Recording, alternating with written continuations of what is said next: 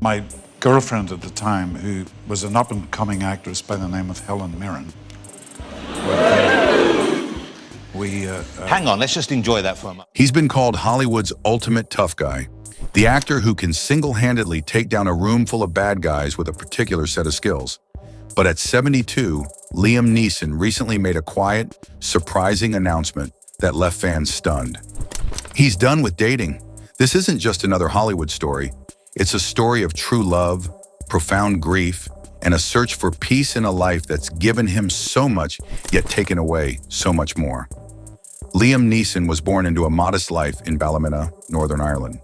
Growing up, he knew nothing of the fame or fortune that lay ahead.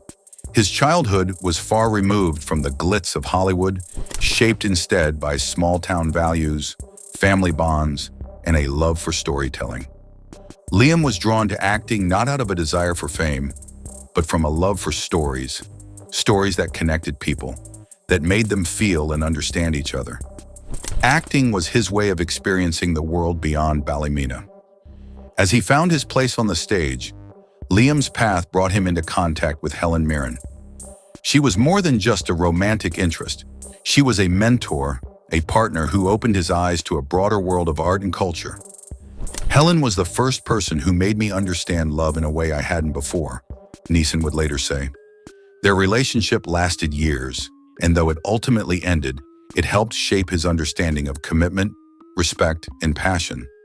But Hollywood and life would eventually lead him to a new love, one that would define his life in ways he could never imagine.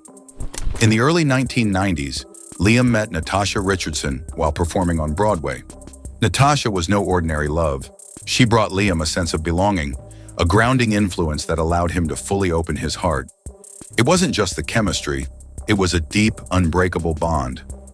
Liam and Natasha married in 1994, and for years they were the epitome of a Hollywood couple who lived quietly, prioritizing family and values over celebrity.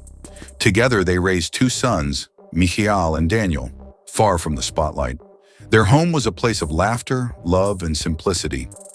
Natasha was my everything, my best friend, my lover, my grounding force. She saw me as Liam, not as an actor, but in 2009, tragedy struck. Natasha suffered a fatal head injury in a skiing accident, leaving Liam and their family devastated. For Liam, her loss was incomprehensible. One moment, she was full of life. The next, she was gone. Suddenly, his world was filled with grief and loneliness. In the wake of her death, Liam spoke openly about the emptiness he felt. "You expect her to walk through the door," he said in an interview. "That feeling never goes away." This loss left an indelible mark, a wound that he knew could never truly heal. To cope with his grief, Neeson poured himself into his work. He took on a series of intense roles, each character offering a different form of catharsis. Films like Taken and The Grey allowed him to channel his pain, playing men driven by love, loss, and the need to protect. These roles became deeply personal. Fans may have seen him as Hollywood's tough guy, but for Neeson, each role was an emotional outlet, a way to process the grief that followed him. Liam was also devoted to raising his sons, Michael and Daniel, who were just teenagers when their mother died.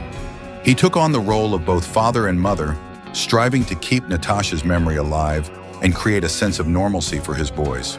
To this day, he speaks about how he still feels her presence, guiding him in the way he parents and lives his life. Over time, Michael and Daniel grew up, each forging their own paths. Neeson has expressed his pride in the men they've become. For Liam, seeing his sons mature and carry on Natasha's legacy has been a bittersweet joy, a reminder of the love he shared with her, and a fulfillment of the family they built together. After Natasha's passing, Liam tried to re-enter the dating world, but he found himself unable to fully open his heart again. While he briefly dated publicist Freya St. Johnston, the relationship didn't last. For Liam, love seemed forever changed. "I've tried to move on, to date, but it's not the same. Love for me was Natasha. I don't think I'll ever experience that again." In a recent interview, Neeson announced he's done with dating. He said simply, "I'm past all that." For him, this decision is more than just a choice. It's a sign of acceptance, a way to honor what he had. At 72, Neeson is focused on family and his well-being. He's no longer chasing roles or romance. Instead, he's cherishing time with his sons, choosing selective projects, and seeking a quieter life. A life that feels true to his journey and the memories he holds close.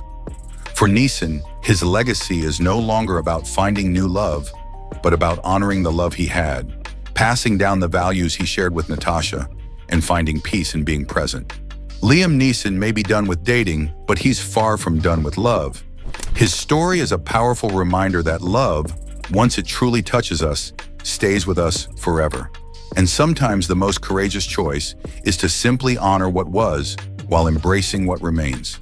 Thank you for joining us on this journey through Liam Neeson's life. What do you think of his decision to step away from dating? Leave a comment below, and don't forget to subscribe for more stories that go beyond Hollywood.